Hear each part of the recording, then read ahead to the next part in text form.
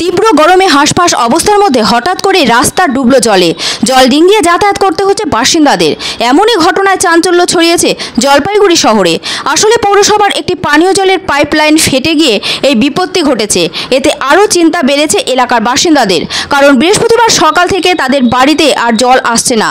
একদিকে তীব্র গরম, তার ওপর পানীয় জল পরিষেবা বন্ধ থাকায় চরম সমস্যার মুখোমুখি হয়েছেন তারা। জানা যাচ্ছে, বৃহস্পতিবার সকালে ঘুম থেকে উঠে এলাকাবাসীরা দেখেন জলপাইগুড়ি পৌরসভার অন্তর্গত ক্লাব রোড এলাকার একটি রাস্তা জলে ডুবে গেছে।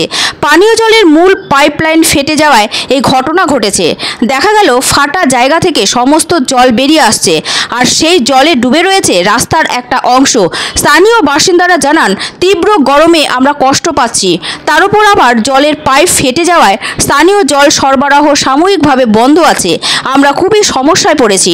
তারা আরও জানান, আমাদের এখানে জল পরিষেবা দেয় জলপাইগুড়ি পৌরসভা।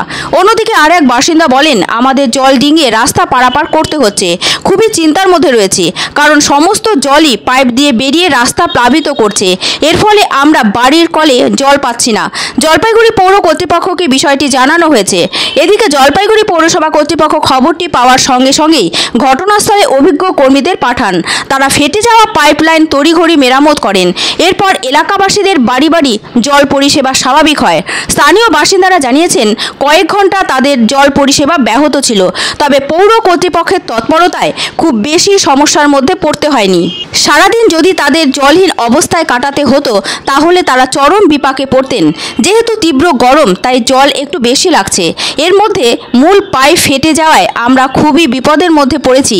আশা করি যেভাবে পাইপলাইন মেরামত করা হয়েছে তাতে আর সমস্যা হবে না। গতকালই জলপাইগুড়ি পৌরসভার 22 নম্বর ওয়ার্ডে এলাকাবাসীরা পানীয় জল না পেয়ে রাস্তা অবরোধ করে প্রতিবাদ জানান। অনেক জায়গাতেই জলের সমস্যা রয়েছে। মূলত তীব্র গরম পড়ায় জলের চাহিদা বেড়েছে আগের তুলনায়। জলপাইগুড়ি পৌরসভা অমৃত প্রকল্পের মাধ্যমে ইতিমধ্যেই জল পরিষেবা দিতে শুরু করেছে। পৌরসভার আশা, এর ফলে নাগরিকদের জলের চাহিদা পূরণ করতে পারবে পৌর কর্তৃপক্ষ। তবে জল পরিষেবার পাশাপাশি মাঝে মাঝেই পাইপলাইন ফেটে বিপত্তি বাড়ছে। বৃহস্পতিবার সকালে সেই দৃশ্যই ধরা পড়ল ক্লাব রোড এলাকায়। জলের পাইপ ফেটে প্লাবিত হলো রাস্তার একটা অংশ। সাময়িকভাবে জল যন্ত্রণায় ভুগলেন এলাকার বাসিন্দারা।